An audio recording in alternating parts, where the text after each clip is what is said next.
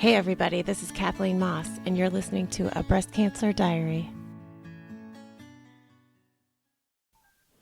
Happy New Year, and welcome to Season 2 of A Breast Cancer Diary podcast. Last week, I aired my first episode of Season 2 with Lisa Sylvester, founder of the Project Still Me, or Still Project.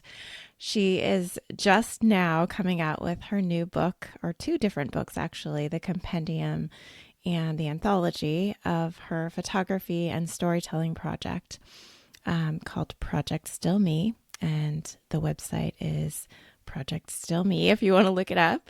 It's now available for sale. So on the day of the last podcast episode airing, it was the day before it was available for sale. So if you heard that podcast right away as it aired, you may have been too early to purchase her two different books.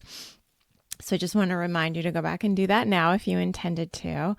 Those books are ideally for the eyes of patients and surgeons. And we talked a lot about the idea of reaching out to surgeons to help them to understand the second half of the story, the half of our lives that happens after we interact with them. A lot of breast cancer survivors have different things that happen, whether they explant or go on to really appreciate their new bodies. Their surgeons don't always get to hear about it. So Lisa's mission in this project, which was an amazingly ambitious and talent-filled project of mostly photography and publishing and graphic design. This is meant for the eyes of surgeons especially, and hopefully we can all come together to partner with these surgeons of ours to get it out in the world and allow them to use it as a tool in their consult rooms prior to surgery. And all of the women in the Still anthology are flat. They went flat either after having implants or just straight to flat after mastectomy. And so it's just another alternative to the very strongly pushed option of having implants that's so common right now. Lisa has been working with Kim Bowles from Not Putting on a Shirt and getting connected to a very special conference coming up this spring called ASBRS. It is a special conference that is just for surgeons. At this time, unlike some of the other breast cancer conferences, they don't allow advocates into this conference. So there's not an open door for advocates or patient advocates to come in and have a voice. So unfortunately, we flatties won't be able to attend that conference unless we're doctors, especially surgeons. I think even if you were a doctor and not a surgeon, you probably wouldn't attend that conference. But it is in Vegas this spring, and the hope is that surgeons will be at least open to the idea, and we'll see some of the images in large scale format. They're going to have them in big posters at the conference so that they're hard to miss. They don't have to walk up to a booth or a table to look at the book. They'll see the posters in large scale format. And hopefully some surgeons, some of them already are big fans of going flat. They can appreciate going flat. But a lot of surgeons are really pushing implants, and there's this kind of common narrative that's going around. I'm not sure where it started, but there's a belief among surgeons that women are way more mentally well in the long run if they have implants because their bodies look more like their natural bodies or the bodies that they had prior to mastectomy. And that is a really great assumption. I mean, it's a natural assumption that I would agree with if I hadn't been through this and talked to so many women with implants. Many women with implants are very, very happy with their implants, but many women with implants are not. And the truth is that many and most of us who are flat are very happy with our new flat bodies. And I actually had a chance to testify to that in person with my knees knocking at the big breast cancer global gathering in San Antonio this last month in December.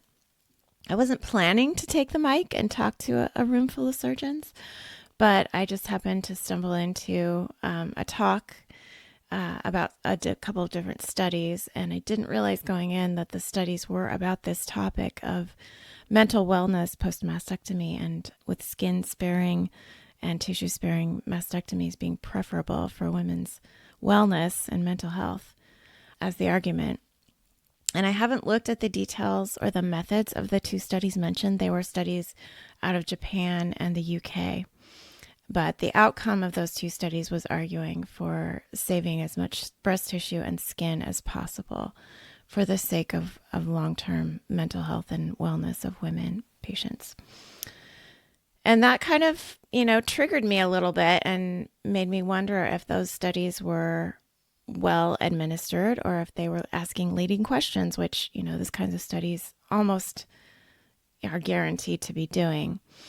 If you agree to do that kind of study, you're kind of going in with the expectation that you're going to want to praise your personal doctors who've saved your life and saved you from breast cancer instead of criticizing them and the work that they're doing. So it's really hard to be objective as a patient in that kind of study. It's a questionnaire-based study usually, and it's not done personally. It's not done within the context of community, which is where a lot of our body image healing happens, in the context of community. But if you're doing a little survey and you're isolated and alone and you haven't had conversations with other survivors about body image issues, then you may not have even broached the question before. So it's a much deeper issue than what these surgeons were, optimistically thinking. And the sweet, sweet man who was presenting the data was just so well-intentioned. I couldn't possibly be critical of him. But I did want to tell the other side of the story because he was really arguing for pressing women to save as much breast tissue and skin as they possibly could. And so many women do not want to save their breast tissue. Number one, because they don't want to fear their cancer coming back in that breast tissue, which is a legitimate fear.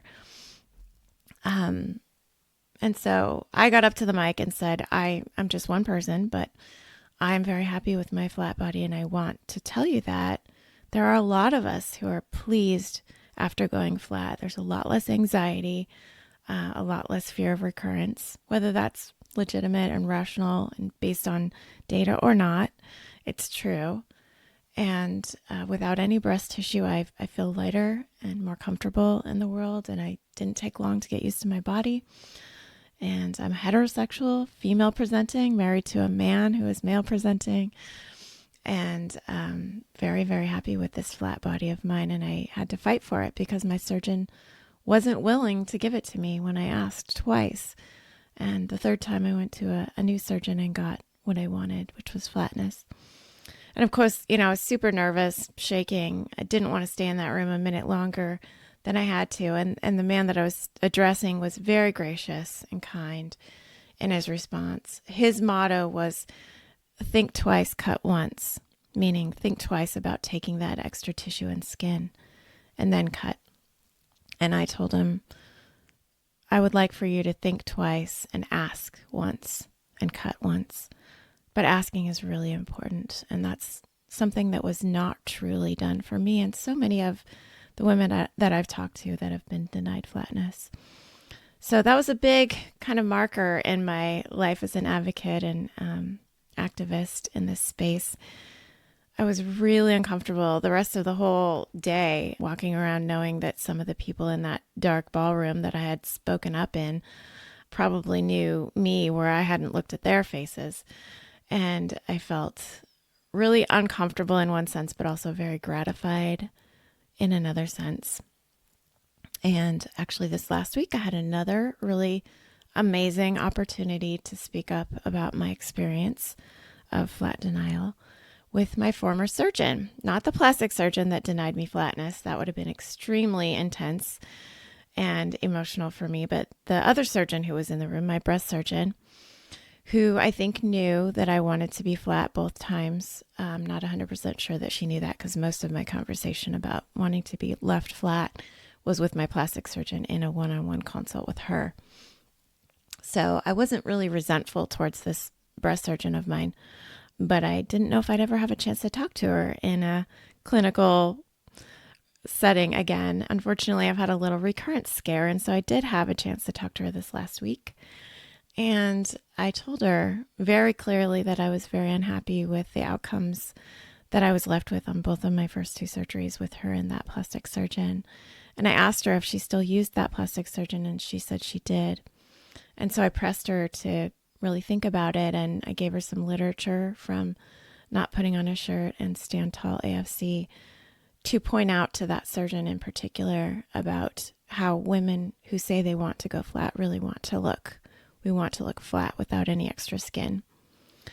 And so I was very direct with her and kind, and I think I got my point across, and I still trust her enough to go into surgery with her this week. I'm going in on Thursday for a surgical biopsy for at least one lymph node. I feel another lymph node kind of coming out too, so I may have two lymph nodes that are taken out, but we'll see what comes out of that. I thought that my own personal breast cancer diary was over, but we may be having some diary entries about my continued experience here soon, both on my YouTube channel, Estrogen Diaries, and here possibly, because I don't want to leave you in the dark about what's going on with my personal diagnosis and my own story as I'm telling other people's stories here.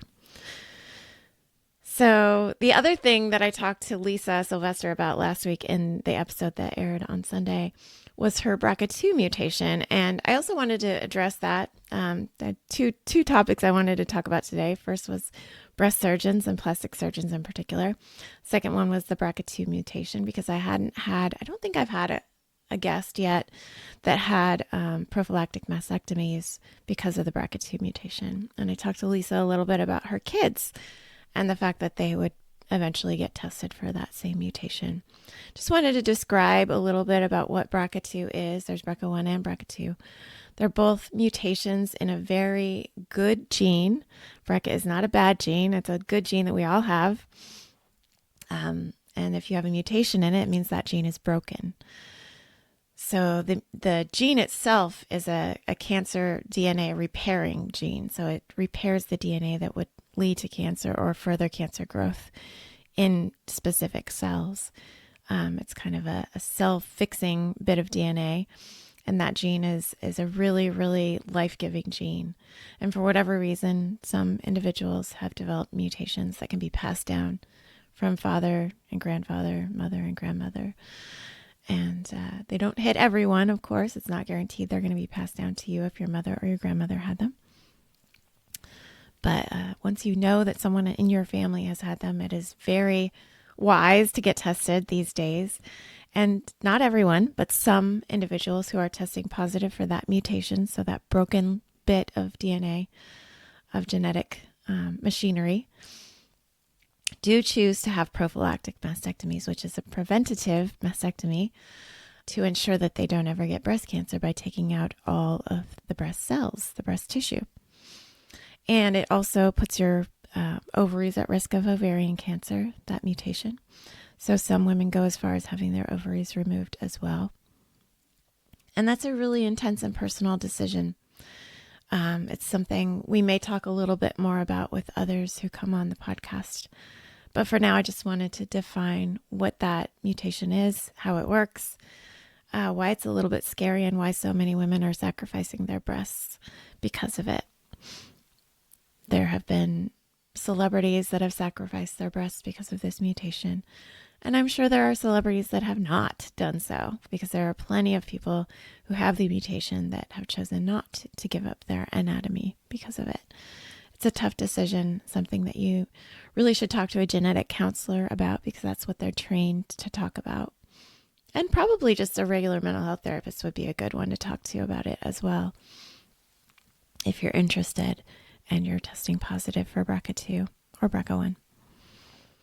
In the future, I'm sure we'll learn about other mutations that are passed down. Germline mutations are what they're called. There are also a different type of mutation that happens inside your particular tumor and your particular cancer cells that are not passed down from your mother or grandmother.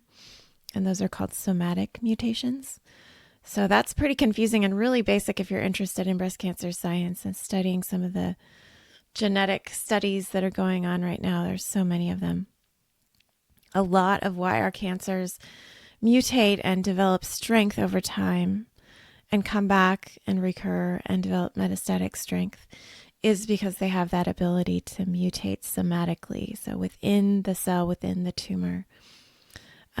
So it's something that's happening just in that little microenvironment of the cancer. And we don't understand why or how that happens. And we're developing drugs more and more to address each mutation, which is really, really hopeful.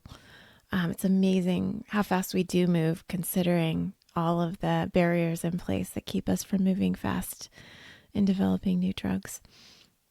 I'm always in awe when I'm down in San Antonio at that conference that I went to last month, learning about all of the drugs that are being tested in a given point in time. I also learned a lot about a really fun study on DCIS that I'm super excited to follow. It's still very, very young in its development. It's only 2 years old, but they did do preliminary data reporting on it. I'll do a video on that soon on my Estrogen Diaries YouTube channel, so stay tuned for that. The next guest that I'll have is Tina Conrad from the podcast called DJ Breast Cancer. And she's no longer running that podcast, but she has lots of episodes and seasons to listen to, and I'm a fan of that one. It's just another storytelling podcast telling individual women's stories in their unique ways and unique perspectives. So we'll hear from Tina. Her interview is mainly about being a professional with cancer, with breast cancer, and staying a business professional with breast cancer. Most of us bow out of our high intensity jobs as breast cancer survivors, but some of us stay with them, and she was one that stayed with it. And I'm just so in awe of that, and I wanted to hear more about that part of her story. So she'll be my next guest, but not necessarily next week. I think next week I may do kind of a last minute update about my own cancer recurrence scare and how it turned out. I should know, hopefully I'll know my pathology results by then, and hopefully this will all be behind me, but I can kind of tell the whole story from start to finish in the next episode if there is anything to worry about, and tell you my next steps and my plan, just to let you know kind of more personally what my own December has been like. It's all been within the month of December that I had an MRI and ultrasound, and now I'm having biopsies. So I will keep you up to date in my personal story in the next episode, I'm hoping.